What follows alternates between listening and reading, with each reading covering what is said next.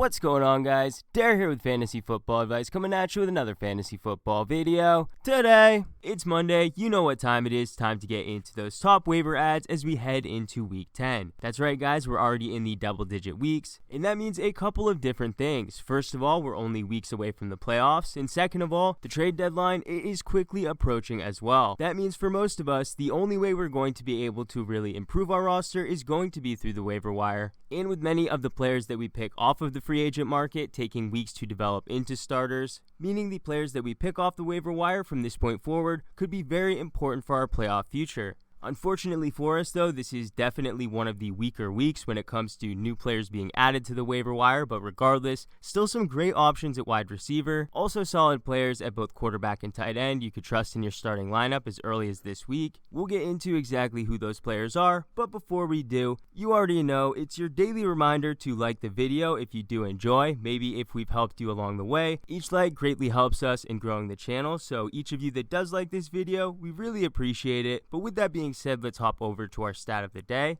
Yesterday's stat of the day was which running back in week 8 led the league in the area of rushing yards over expectation. The correct answer was actually AJ Dillon. Congratulations to James Stark, the first to get this right on YouTube, and as for Twitter, at BRich1982. Once again, congratulations to both of you. But as for today's stat of the day, through 9 weeks, which wide receiver currently ranks dead last in the area of yards after catch per reception? Once again, that's through 9 weeks, which wide receiver ranks dead last in yards after catch per reception? Leave your answer in the comment section down below. We'll be happy to let you know who wins in tomorrow's video. Without further ado, let's hop right into the players, and as per usual, we'll begin with the running back position, which I do believe is the weakest out of all positions on the waiver wire this week. Leading this list though is Jordan Howard of the Philadelphia Eagles. This was a player who was featured in last week's waiver wire edition, but despite being featured as a top 3 player to add, he's still available in 92% of leagues, which means virtually all of you out there are going to be able to put in a bid for him or put in a claim for him. But before you go ahead and invest all of your fab or your highest waiver claim in order to nab him on your team, it's important that we do go over some of the risk factors for him because this Philadelphia Eagles running back situation has become extremely confusing. We have gone from thinking Kenny Gainwell was going to be the lead back in the absence of Miles Sanders to then Boston Scott. Now most people are going to be putting their money on Jordan Howard, who did lead this team from a volume perspective when it comes to rush attempts, coming in with 17. That was more rush attempts than both Boston Scott and Kenny Gainwell combined, and while Kenny Gainwell did rush in a touchdown, it is worth noting Jordan Howard also rushed in one as well. With Jordan Howard being the newest addition to this backfield, potentially that could have been a contributing factor why he didn't lead these 3 running backs from a volume perspective last week, but with him already having a history with the Philadelphia Eagles organization and their offense, him being able to step right in and play a role that he's already familiar with, if we're truly trying to piece together the narrative based on their moves so far, as confusing as they may be, Jordan Howard does appear to be the favorite to lead this team from a volume perspective moving forward. If that were to hold true, in my mind, that's easily the top ad on the week. The only issue though is this is Philadelphia we're talking about. We're not sure if next week Boston Scott's going to have the most amount of touches. For all we know, Jordan Howard could quite literally rank 3rd in volume next week. For that, while he still will remain the top ad at the running back position, I don't think it's a slam dunk pick whatsoever. Miles Sanders, he's not expected to be out for the entire season. Yes, he's on IR, so at a minimum, you'll have him heading into the playoffs, but there is a chance that Miles Sanders does return while you are in the mix of the playoffs. And if at that point you're relying on Jordan Howard for production, you could put yourself in a pretty tight bind. On top of that, this isn't the Arizona Cardinals offense we're talking about. It's not going to be a James Conner type situation where he's rushing for 3 or 4 touchdowns per game. In fact, there are going to be games where Jordan Howard rushes for no touchdowns, and with him getting no work in the receiving game, his floor is going to be extremely low. And with him now in the past 2 weeks splitting the red zone production, more specifically the rushing touchdowns with both Boston Scott in week 8, now Kenny Gainwell in week 9, that means we can't even guarantee that if this team does leave the game with 1 rushing touchdown, that the 1 rushing touchdown will for sure go to Jordan Howard. Clearly, Jordan Howard is extremely risky, and while there does appear to be a lot of upside, I don't believe he's the type of running back that everyone should be putting in a bid for. I think it will more take a specific type of team, a team that's definitely more desperate to fill their RB position, maybe even a team that lost Derrick Henry and hasn't quite found their solution. Moving into the next running back, we have Rhamondre Stevenson of the New England Patriots. Stevenson is coming off of his best performance of the season, a game in which he saw the most amount of volume he's seen all year as well. He posted over 100 scrimmage yards, compiled 2 receptions in the process. He was very efficient, he looked good passing the eye test, but when it comes to Rhamondre Stevenson, those were never his concerns.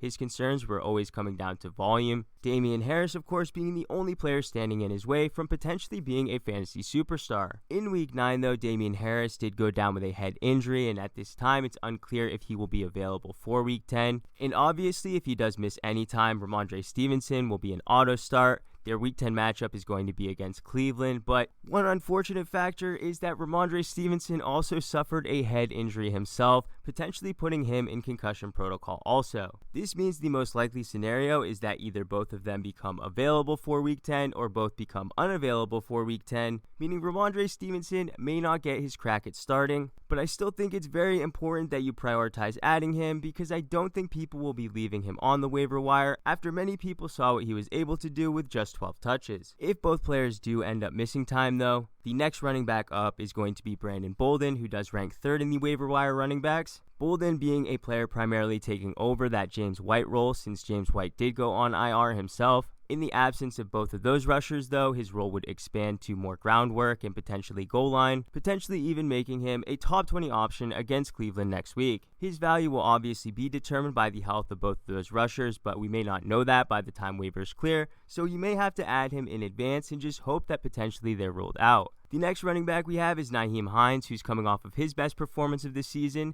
a massive explosion against the New York Jets in which he scored over 20 fantasy points.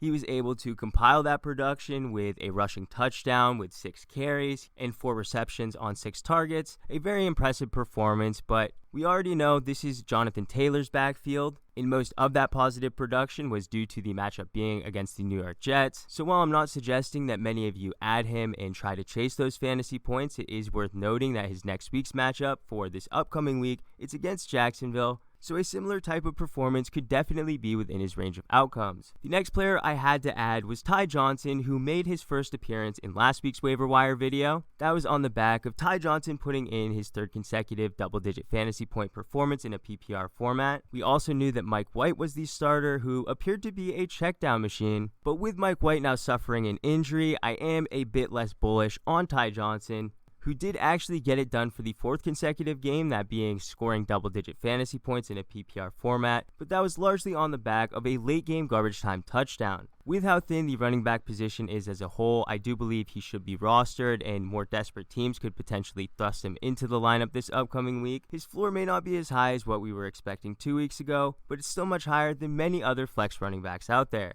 Perfect examples of that are the final 2 running backs we have on the waiver list, Latavius Murray and Devonta Freeman. Devonta Freeman had quietly been very productive in the absence of Latavius Murray. In the past 3 weeks, he scored double-digit fantasy points in each consecutive game, scoring in each game as well. Then in this past week, Week 9, he saw the most amount of volume he had seen so far, in addition to putting up the most fantasy points we had seen from him so far this season. But unfortunately, all of that is up in the air because Latavius Murray is slated to return this upcoming week. Even though Freeman has been playing well, I fully expect this to be potentially a 3-headed monster. They've already been giving touches to Le'Veon Bell exclusively in the red zone. He has now had 2 rushing touchdowns in the past 3 weeks as well. And although Devonta Freeman has not scored under 11.3 fantasy points since Week 5, he's had games where he's only saw 7 touches, which just isn't enough to have consistent production. Regardless though, I do think both Latavius Murray and Devonta Freeman should be rostered. I think the backfield will favor Devonta Freeman, and potentially if Freeman continues to play well, he could earn the lion's share of touches in this backfield, potentially regaining his flex running back value. But until then, I think he should be added, kept on the bench, and the same should be said about Latavius Murray.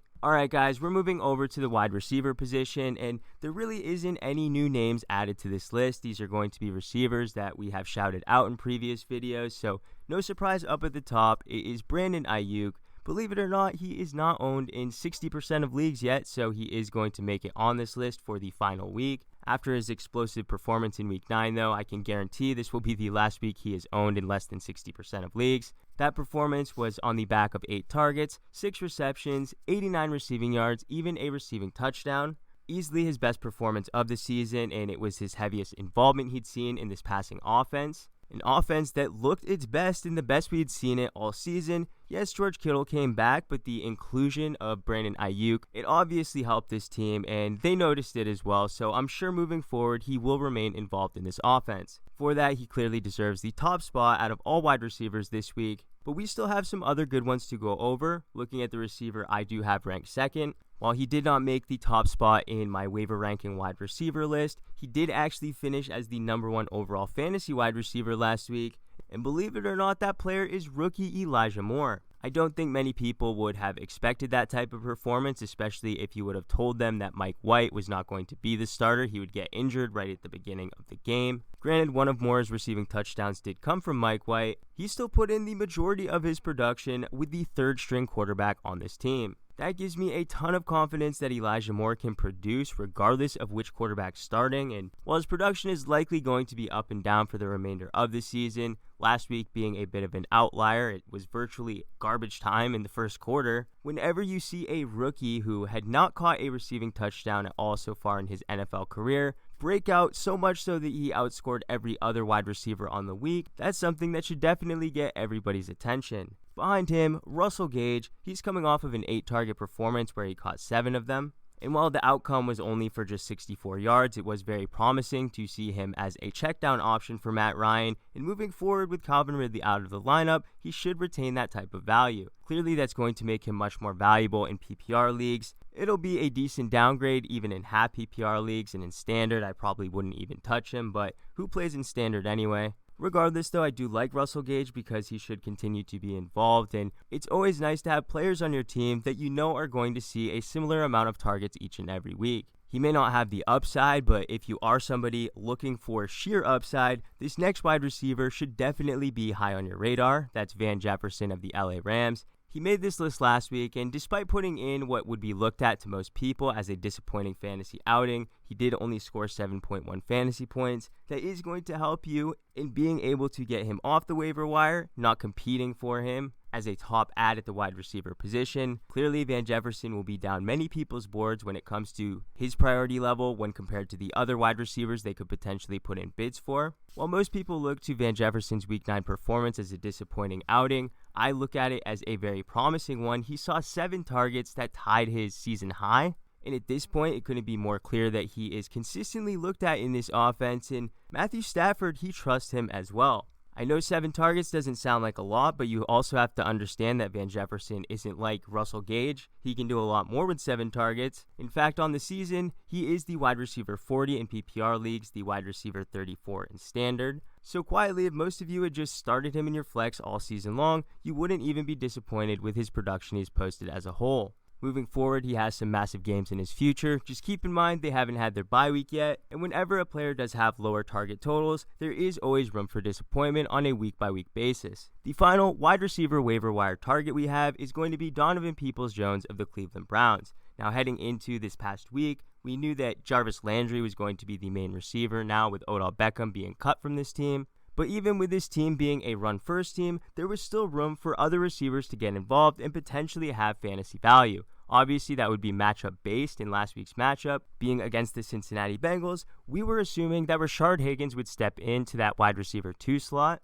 Surprising to us, though, he received a whopping 0 targets. Meanwhile, Peoples-Jones put in his second best fantasy performance of the season. Peoples-Jones is another player like Van Jefferson that doesn't need a lot of targets to produce. In fact, his 2 best performances came on the back of games with 3 targets and 5 targets alike. Like I had mentioned, though, it is going to take a positive matchup for us to be able to suggest that you start him in your flex spot, and as far as it stands right now, we'd only really rank him as a boom-bust flex receiver. But with OBJ now out of town and them having to develop other talent at the wide receiver position, Peoples-Jones is definitely a player who can see his involvement increase moving forward. Alright guys, we're moving over to tight end, and we have some good ones for you. Starting up at the top, a player coming back from IR, somebody I know that all of us missed. It's Logan Thomas of the Washington football team. Yes, Ricky Seals-Jones, he has been pretty good in the absence of Logan Thomas. But don't get it mistaken, the upside of Logan Thomas in any given week is much, much greater than what we saw from Ricky Seals-Jones.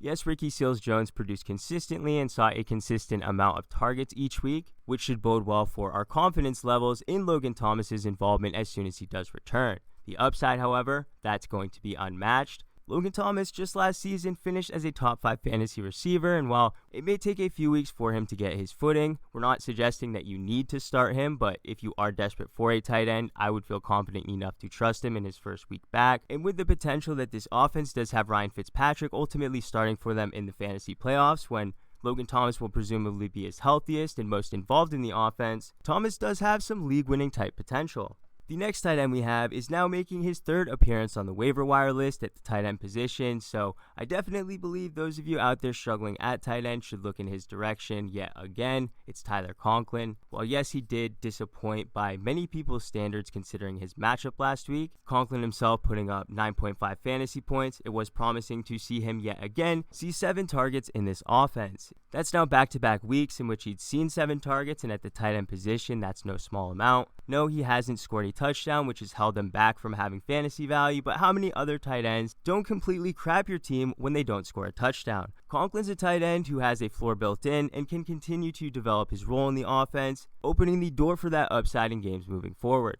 A similar thing can be said about Dan Arnold, a player who himself saw 7 targets. Looking back to week 8 though, he saw 10 targets, so he's actually receiving some of the highest volume at the tight end position overall, and with him being on the Jacksonville Jaguars, that's a trend likely to continue. Right now, he is flying under the radar for most teams, but don't expect that to continue because people getting this type of target market share, unless your name is Evan Engram, eventually the fantasy points do follow suit.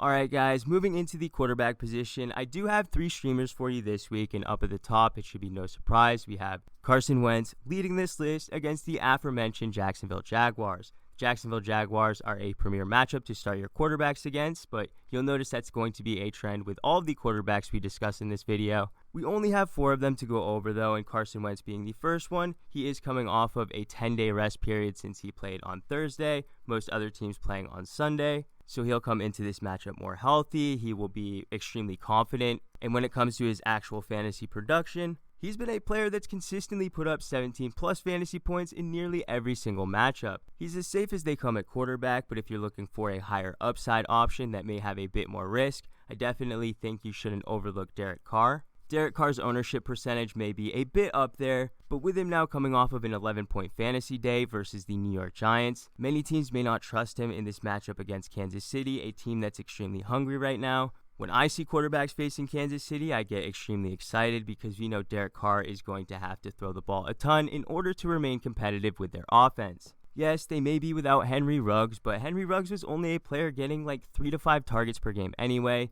They've replaced him with potentially Deshaun Jackson, who will be joining the team, and he should definitely fill that role very well.